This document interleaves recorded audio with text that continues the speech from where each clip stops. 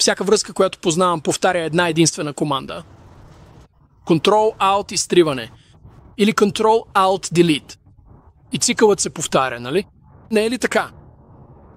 Първо някой се опитва да контролира, да управлява, да дефинира, да преобразува това, което не разбира напълно.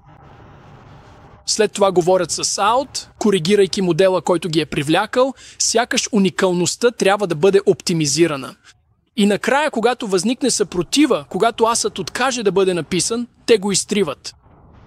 Или още по-лошо, ако позволим този модел да бъде пренаписан, те се отекчават и изтриват. Но душата не е програма.